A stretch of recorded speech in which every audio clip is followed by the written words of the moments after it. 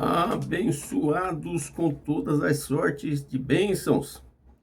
Já estamos no melhor dia que o Pai nos preparou para que possamos reinar em vida e vivermos em perfeita vitória. Essa é a vontade de Deus para a minha vida e para a tua vida. Abençoados, olha o tema da nossa fala nesse vídeo. As duas realidades, antes da cruz e depois da cruz, ou antigo pacto e novo pacto. Meu Jesus da glória, é forte esse tema, é complicado, é polêmico. Nós vamos aqui de uma certa forma tentar esmiuçar isso, destrinchar isso, para que possamos entender qual é a boa, agradável e perfeita vontade de Deus para nossas vidas. E para falarmos sobre esse assunto, abençoados, eu gostaria de chamar a tua atenção para o que está escrito aqui em Hebreus, capítulo 9, Hebreus, capítulo 10, versículo 19 e 20. Olha o que diz, Hebreus 10, 19 e 20. Tendo, pois, irmãos, ousadia para entrar no santuário. O que é isso aqui, querido? Paulo aqui está falando depois da cruz para os seus contemporâneos hebreus, né? Seus irmãos hebreus, que no novo pacto, abençoados, não precisava mais sacrifício, não precisava mais rudimentos. Ou seja, nós sabemos muito bem que antes da cruz, né, as pessoas pecavam, né? E uma vez por ano era necessário essa pessoa que pecou o ano todinho ir diante do sacerdote, né? Levar um animal, né? Sem mancha, sem mácula, né? Um animal limpo. E o sacerdote levava esse animal diante do sumo sacerdote, né? Porque para entrar no tabernáculo, né? No Santos dos Santos, tinha que ser o sumo sacerdote. Esse sumo sacerdote não podia ter pecado, né? Ele não podia ter falha alguma. Por quê? Porque se ele entrasse lá no sumo, no Santos dos Santos, né, com algum pecado, ele morria lá dentro. Então, nas vestes daquele sumo sacerdote havia uma espécie de campainhas, né, alguma coisa que fazia barulho, né, e se caso ele tivesse algum pecado, ele ia morrer lá dentro, aquelas campainhas iam parar de movimentar, né, porque ele ia parar de se movimentar lá dentro. Então as pessoas que estavam fora entendiam que aquele sumo sacerdote havia morrido lá dentro. Então, através de uma corda, eles conseguiam puxar para fora o corpo do sumo sacerdote. Então, era assim que funcionava, abençoados, no antigo pacto, né? As pessoas, uma vez por ano, tinham que levar um animal e o sangue daquele animal era derramado, o animal era morto, né? E era como que se aquela pessoa estivesse morrendo no lugar daquele animal, porque a lei dizia o quê? Sem derramamento de sangue não há remissão de pecado. Foi por isso que Jesus ele morreu na cruz do Calvário, derramou a sua última gota de sangue, né, como um cordeiro vivo, para justamente cumprir a lei, né? Porque a lei dizia isso, né? Sem derramamento de sangue não há remissão de pecado. Então isso acontecia, querido, lá no antigo pacto. Mas aqui, querido, Paulo estava falando para os seus contemporâneos já no novo pacto, depois da cruz, né? Haviam muitos irmãos que estavam vivos antes da cruz e agora, depois da cruz, ainda continuavam vivos. Só que, através do sacrifício de Cristo da cruz do Calvário, eles já estavam libertos pela graça de Deus, né? Já estavam vivendo a nova aliança, o novo pacto, já tinham entendido, né, o evangelho da graça que era pregado para Paulo. Então Paulo estava dizendo, olha, agora vocês têm ousadia para entrar no santuário. Ou seja, não precisa mais sacrifício, não precisa mais levar animal. Vocês têm acesso a Deus agora direto, entre você e Deus. Você não precisa mais de uma intervenção humana, né? Infelizmente, né, o sistema religioso prega isso, né? Você precisa estar debaixo de uma cobertura espiritual, né? De um pastor, de um ministério. Isso é antibíblico, abençoado. Isso aí era antigo pacto. Hoje eu e você temos acesso a Deus, nós não precisamos de cobertura espiritual de homem nenhum. Por quê? Porque eu e você temos acesso a Deus diretamente Por quê? Porque nós estamos na graça, e na graça o próprio Deus, o próprio Jesus, o próprio Espírito Santo habita dentro de nós. Então, por que eu tenho que me orientar com um pastor, por exemplo, né? Achando que ele é mais espiritual do que eu, sendo que o mesmo Deus que ele serve é o Deus que eu sirvo. O mesmo Espírito Santo que ele tem é o Espírito Santo que eu tenho. O mesmo Jesus que ele segue é o Jesus que eu sigo, né? A diferença é que eu, né, sigo em graça hoje, né? Eu não sigo os rudimentos da lei, né, que ele segue. Mas o Deus é o mesmo, né? Então o fato é, querido, que hoje nós não precisamos mais de rituais, nós não precisamos mais de sacrifício, nós não precisamos de intermediários, né, para acessar a Deus, não. Eu e você conseguimos acessar a Deus pela fé que o próprio Deus colocou dentro de nós. É isso que Paulo estava dizendo para os seus irmãos contemporâneos, né, os hebreus da sua época. E ele diz, ó, pelo sangue de Jesus, ou seja, através do sangue de Jesus, que foi derramado na cruz do Calvário uma vez por todas, por toda a humanidade daquela época. Tem esse detalhe também, querido. Jesus, ele não morreu por mim, por você, abençoados. Isso não existe. Eu e você, querido, no novo pacto já nascemos salvos. Nós já nascemos salvos, já nascemos com fé, né? E já nascemos com o batismo com o Espírito Santo, já somos batizados com o Espírito Santo. Por que que somos salvos? Porque a salvação, querido, ela foi estabelecida antes da fundação dos séculos. Você entendeu? Para todas as pessoas que nascessem pós-cruz e pós-anos 70. Você entendeu? Determinação de Deus. Soberania de Deus, querido. Não tem como questionar isso. Talvez você pode dizer, mas não pode ser isso. Bom, dentro de uma lógica humana, você pode até encontrar falha nisso. Você pode até encontrar brecha, né? Mas se você pensar do ponto de vista da soberania de Deus, foi ele que resolveu fazer assim. Foi ele que estabeleceu assim. E quem sou eu e você para questionar Deus, querido? Você entendeu? Então, pela graça sois salvos, isso não vem de vós, é um dom que Deus nos deu. Efésios 2:8. Por meio do quê? Por meio da fé que o próprio Deus também nos deu. Essa fé que eu e você usamos, querido, não é nossa. É uma fé que o próprio Jesus exerceu na cruz e passou para nós. Eu e você já nascemos com fé para vencer todas as coisas. É claro que nós não estamos falando de uma fé natural, uma fé humana, não. Nós estamos falando de uma fé no sentido espiritual. E por que que nós já fomos batizados com o Espírito Santo? Porque lá em Atos dos Apóstolos, capítulo 2, querido, se eu não me engano, no versículo 17, diz que o Espírito Santo seria derramado sobre toda a carne, né? Joel 2:28 também diz isso. Então, era uma promessa de Deus que se cumpriu em Atos 2, né? Onde todos seriam contemplados com o Espírito Santo. Então, a partir daí, querido, todos que nasceram pós anos 70 e pós-cruz, já nasceram batizados com Espírito Santo. Então, isso que a gente ouve e vê nas igrejas aí, isso aí é uma marmelada, né? As pessoas falando em língua, não tem nada a ver uma coisa com a outra. Quando as pessoas falaram em línguas estranhas em Atos 2, na verdade falaram em outros idiomas para aquelas pessoas que estavam visitando Jerusalém, naquele contexto, né, entendessem, né, o evangelho que era pregado na época, né? Então, foi por isso que foi derramado ali o batismo com o Espírito Santo e as pessoas receberam o dom de línguas, né? Agora, essa língua que se fala aí nas igrejas hoje é marmelada, é uma falsa espiritualidade, né? Que as pessoas se apoiam para dizer que são mais espirituais do que as outras. Não tem nada a ver com o que está na Bíblia. Então, abençoados, o fato é que depois da cruz, Paulo está dizendo aqui, nós já temos acesso ao santuário de Deus, ao Santos dos Santos, versículo 20.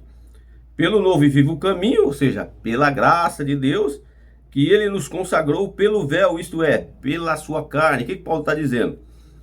Jesus derramou a sua última gota de sangue na cruz do Calvário, ele foi ali imolado como um cordeiro vivo, e através desse sacrifício, conforme mandava a lei, né, todos nós temos acesso a Deus, todos nós temos acesso aos santos dos santos. No antigo pacto, Somente os sumos sacerdotes tinham esse acesso. Hoje não, querido. Pelo sangue de Cristo derramado na cruz, todos, né, têm acesso aos santos dos santos. É claro que Paulo estava falando, querido, para os seus contemporâneos na época. Todos os irmãos ali que estavam vivendo esse momento de transição, né, que foi o período da cruz até o ano 70, agora Paulo estava dizendo, vocês têm acesso. Vocês não precisam mais de sacrifício. Agora a gente tem que separar as coisas, querido. Eu e você, nós não precisamos disso. Por quê? Porque nós já nascemos nesse novo contexto, né? Pós anos 70 e pós cruz. Então, nesse novo contexto, nós já nascemos salvos, já nascemos com o dom da fé. Você entendeu? Então, o sangue de Jesus, querido, se você analisar friamente, para mim, para você, né, que já nascemos na nova aliança, no novo pacto, ele não teve efeito nenhum, querido. Por quê? Porque nós já nascemos salvos. A nossa salvação já foi determinada por Deus antes da fundação dos séculos. Então, para quem que o sangue de Jesus teve efeito? Para o povo judeu, abençoado. O sangue de Jesus foi derramado pelo seu povo, o povo judeu. Está escrito aqui. Eu até anotei aqui, ó. Se você ler Mateus 15, 24, o que a Bíblia diz? Vamos ler lá? Mateus 15, 24. Olha para quem que foi derramado o sangue de Jesus. O sangue de Jesus, querido, ele não tem poder sobre a minha vida e sobre a tua vida. Por quê? Porque nós não somos judeus abençoados. Jesus, ele não morreu na cruz pela minha vida e pela tua vida. Jesus, ele veio para os que eram seus, os seus não o receberam, mas a todos quantos o receberam, né, os gentios daquela época, daquele contexto, né, deu-lhes o direito de se tornarem filho de Deus. Você entendeu? Mas eu e você não, querido. Nós já nascemos em um outro contexto. Já nascemos na nova aliança. Mateus 15, 24, olha o que diz aqui, ó. E ele respondendo disse: eu não fui enviado senão as ovelhas perdidas da casa de Israel. Meu Jesus. Então, querido, Jesus, ele veio morrer na cruz, ele derramou o seu sangue na cruz do Calvário em favor do seu povo judeu, em favor das ovelhas perdidas da casa de Israel. Eu e você não somos da casa de Israel. Eu e você somos gentios remanescentes, nascemos depois da cruz, depois do ano 70. Então, querido, nós já nascemos salvos, né? Então Jesus, ele não morreu, não derramou seu sangue por mim e por você. De vez em quando aí a gente encontra os abençoados dizendo assim, o sangue de Jesus tem poder. Não, o sangue de Jesus na minha vida e na tua vida não tem poder, querido. Teve poder, sim, na vida do povo judeu, né? Na vida daqueles que eram ovelhas perdidas da casa de Israel. Agora eu e você, querido, o sangue de Jesus não teve efeito por quê? Porque nós já nascemos salvos, nós já nascemos na nova aliança, no novo contexto. E outra, o sangue de Jesus não é mais matéria hoje, não é mais físico, né? Jesus não é mais um ser humano, né? Físico, carne e osso, não. Jesus agora é espírito, né? Então, o sangue de Jesus, ele não tem mais poder, né? Hoje, ele teve poder sim, lá na cruz para salvar o seu povo. Por quê? Jesus morreu em favor do seu povo, as ovelhas perdidas da casa de Israel. Não foi em meu favor nem em teu favor, pessoal. Outro versículo que fala claramente isso, olha aqui, Mateus 26, 28. Você vai ver que Jesus não morreu por mim e por você. Jesus morreu pelo seu povo, o povo de Israel. Olha aqui que diz, Mateus 26, 28. Porque isto é o meu sangue, o sangue do Novo Testamento, que é derramado por muitos para a remissão dos pecados. Quem eram esses muitos aqui, abençoado? Esses muitos aqui eram o povo de Israel, o povo judeu. Eram as ovelhas perdidas de Israel. Esses eram muitos. Então eu e você, querido, o sangue de Jesus não teve efeito sobre a nossa vida.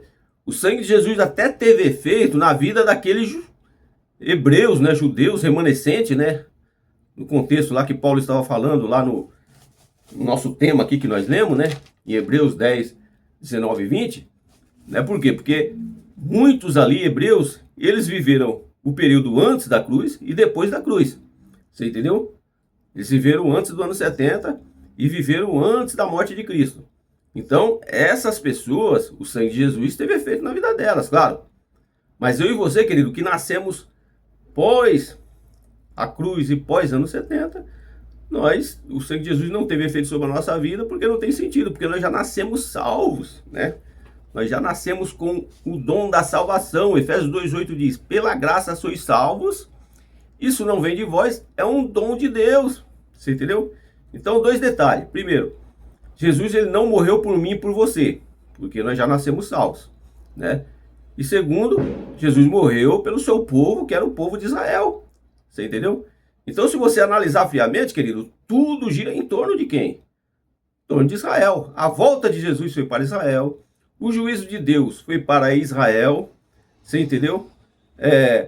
Tudo que aconteceu, querido, no contexto bíblico, está ligado ao povo judeu, ao povo de Israel, querido. Então, infelizmente, a religião, ela consegue torcer as coisas, né?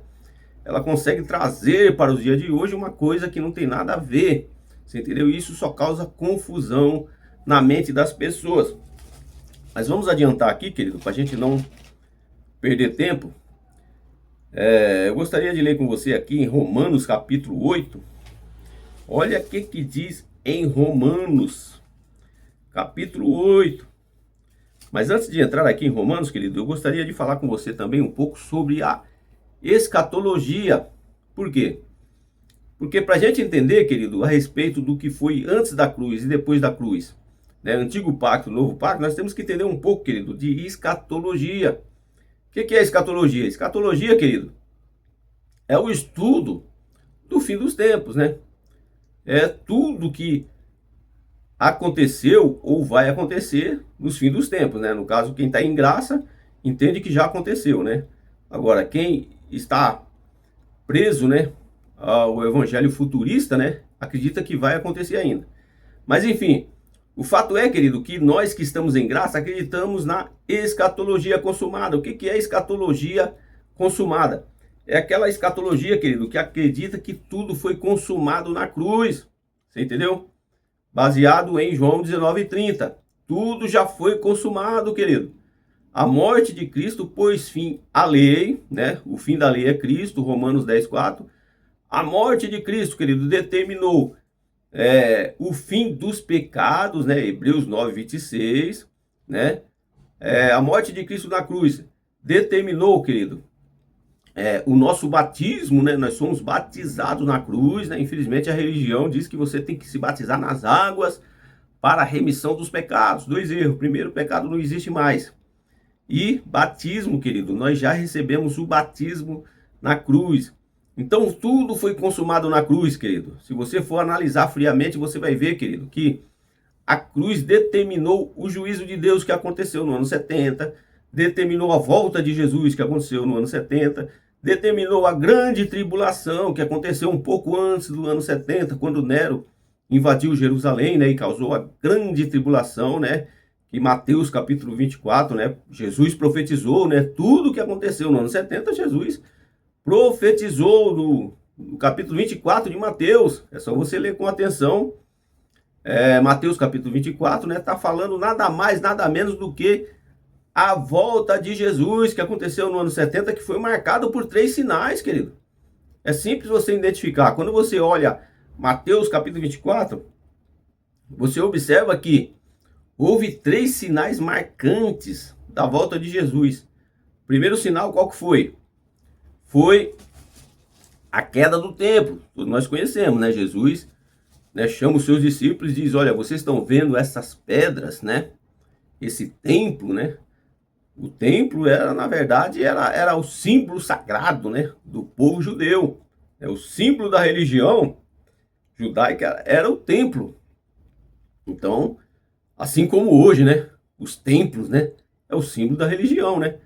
Por isso que Deus não habita em templos feitos por mão de homens, né? Está escrito lá em Atos 7:24.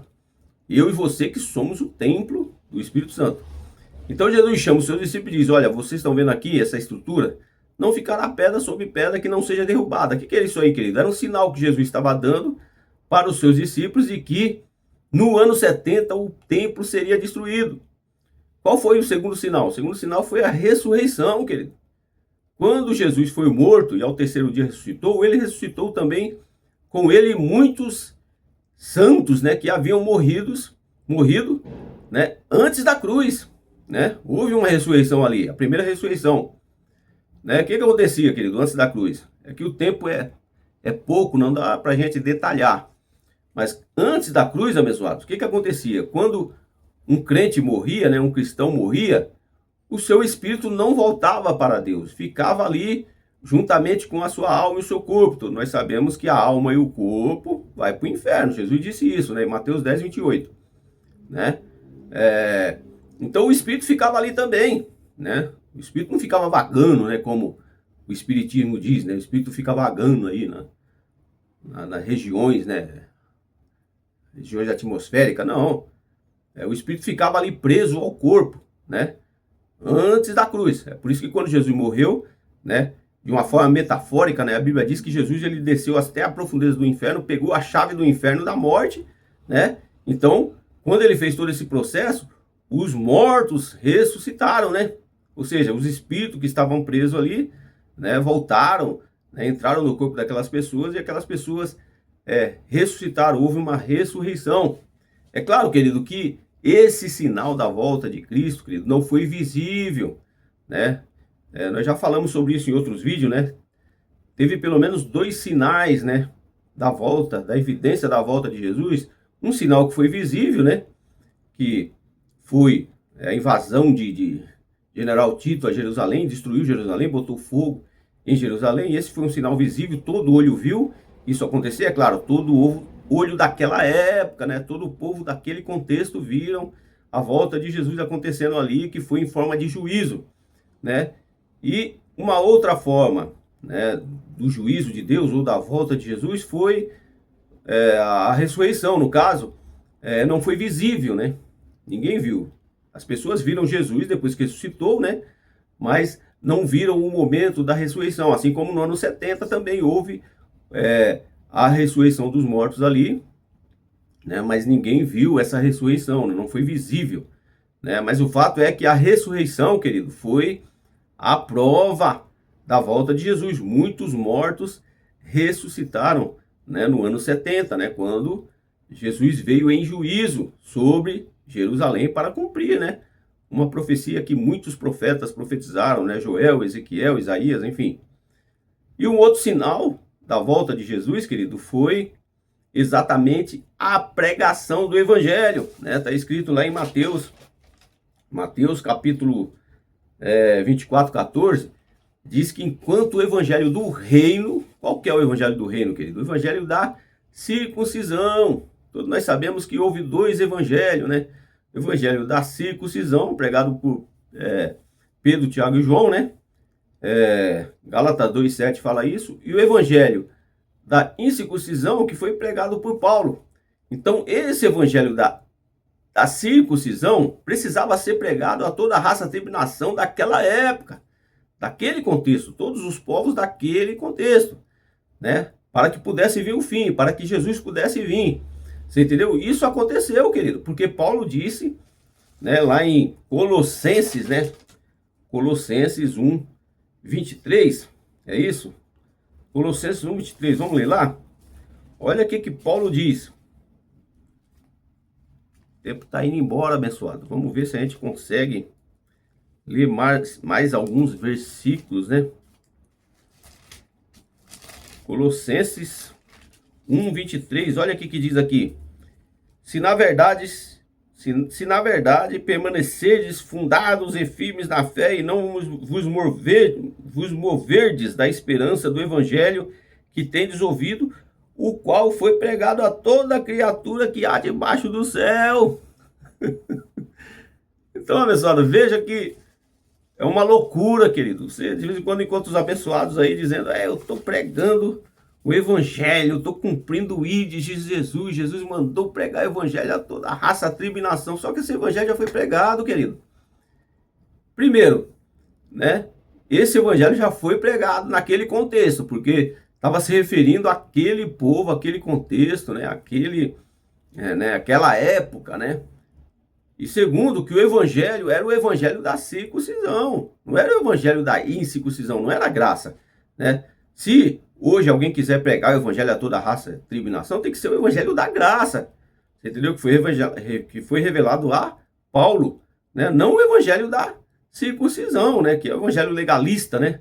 Então, de vez em quando, você vê até uns abençoados aí apanhando nas praças, né? Em alguns países aí sendo morto, né? Infelizmente, né? Injustamente, né? Porque nesses países não tem muita lei. Mas por quê? Por ignorância deles, porque eles querem pregar um evangelho que já foi pregado. A própria Bíblia diz aqui, querido, Colossenses 1:23, que esse evangelho da circuncisão, esse evangelho legalista que o sistema religioso prega hoje, já foi pregado a todo mundo, não precisa mais pregar. Por quê? Porque primeiro que nós vivemos um novo contexto hoje, que é o contexto da graça. E segundo que o evangelho que tem que ser pregado hoje é o evangelho da incircuncisão, que é o evangelho da graça que foi revelado a Paulo. Abençoados, o tempo está indo embora, abençoados. Não sei se dá para a gente continuar lendo aqui, mas vamos voltar lá para Romanos 8, né? Vamos ver se a gente consegue, né, acelerar um pouco aqui. Então, como eu vinha dizendo, abençoados, o evangelho da graça de Deus se baseia na escatologia consumada. Agora, o evangelho futurista, né? É o evangelho que o sistema religioso prega, né? Que é um evangelho que prega a escatologia futurista, né? Infelizmente, ele deixa muita dúvida, né? Ele não tem muito respaldo bíblico, né? Não tem muito respaldo histórico, mas infelizmente, né? É um evangelho que lota as igrejas, por quê? Porque causa expectativa, né? O ser humano, ele vive baseado em expectativa, né? Então, o que o evangelho futurista fala? Olha, Jesus vai voltar ainda. Isso cria expectativa. O diabo ainda vai se manifestar. Cria expectativa. O juízo de Deus ainda vai acontecer. Cria expectativa na mente das pessoas e as pessoas ficam presas ao sistema religioso. Por quê? Porque o ser humano é movido por expectativa, né? Um dia desse eu estava passando ali na Praça da Sé, aqui em São Paulo. Aí tinha um camarada lá que ele estava com um saco na mão e a mão dentro de um saco, né? Dentro daquele saco. E ele falando, olha, tem alguma coisa aqui dentro desse saco que eu vou mostrar para vocês. Na verdade não tinha nada. Só que aí chegou uma pessoa, 2, 3, 10, 50. Quando eu olhei assim, tinha mais de 100 pessoas ali aguardando, com expectativa, para ver o que tinha dentro daquele saco. Não tinha nada dentro do saco. Mas só que aquele rapaz conseguiu atrair a atenção daquelas pessoas, criar uma expectativa de que tinha alguma coisa ali dentro. Na verdade não tinha. Você entendeu? Então o ser humano, querido, ele é assim, ele é movido por expectativa, né? Então o sistema religioso, ele usa essa estratégia, né? Jesus vai voltar ainda, né? O inferno, né, tá sendo preparado, né, para o diabo, seus anjos e aqueles que não aceitaram Jesus, né? O juízo de Deus ainda vai acontecer. Então tudo isso aí causa expectativa na mente das pessoas e as pessoas ficam presas dentro do sistema religioso. E claro, do outro lado, né, os pastores, né, estão se dando bem, né, estão tendo qualidade de vida em cima da falta de conhecimento e informação das pessoas, abençoado. Pessoal, deixa eu ler aqui rapidamente Romanos 8. Olha o que diz, 19 e 20. Para nós terminarmos a nossa fala aqui, porque já está indo muito longe. Olha o que diz Romanos 8, 19 e 20. Porque a ardente expectação da criatura espera a manifestação dos filhos de Deus. Isso aqui é muito forte, querido. Não vai dar para a gente detalhar, mas o fato é, querido, que as pessoas, queridos, ainda que as pessoas que viveram antes da cruz, né, antigo pacto, elas não eram consideradas filhas de Deus, eram criatura, né? Só passaram a ser filho de Deus a partir do momento da morte de Cristo na cruz. É isso que Paulo está dizendo aqui, ó, versículo 19. Porque a ardente expectação, havia essa expectativa, né, essa esperança, né? Porque a ardente expectação da criatura, né? Então as pessoas eram criatura antes da cruz. Espera a manifestação dos filhos de Deus. Então, foi por isso que João, se eu não me engano, ele disse que Deus, ele veio para o que era seus, mas os seus não o receberam, né? Os judeus, né? Mas todos quantos receberam, deu-lhes o poder, o direito de se tornarem filhos de Deus. Então, antes da cruz, as pessoas não eram filhos, eram simplesmente criaturas, né? Eram criaturas. Agora, a partir da cruz, querido, a partir da nova aliança, do novo pacto, nova dispensação, as pessoas sim se tornaram filhos de Deus, né? Herdeiros, né? De Deus, herdeiros da nova aliança. Então, eu e você, querido, nós somos filhos por herança, né? Deus não faz acepção de pessoa, não tem judeu, não tem grego, né? Não tem gentil, todos hoje na nova aliança, no novo pacto, querido, são filhos de Deus. Antes da cruz eram criaturas, né? Deus determinou que fosse assim, mas depois da cruz todos nós nos tornamos filhos de Deus. Olha o que diz o versículo 20. Porque a criação ficou sujeita à vaidade, né? Paulo aqui está chamando a vaidade de lei, né? Não por sua vontade, mas por causa do que a sujeitou. Versículo 21. Na esperança de que também a mesma criatura será libertada da servidão da corrupção, falando da lei, né? Para a liberdade da glória dos filhos de Deus. Pessoal, o tempo não permite. Eu quero parar por aqui, né? E eu quero já agradecer aos novos inscritos no canal, né? Graças a Deus tem tido bastante inscritos no canal, né? Que Deus possa continuar abençoando a tua vida, né? E você que ainda não é inscrito no canal, que você possa se inscrever no canal, deixe o seu joinha, o seu comentário, para que mais pessoas possam entender o evangelho da graça de Deus, que Deus ele possa abençoar a minha vida e a tua vida. Fiquem na paz.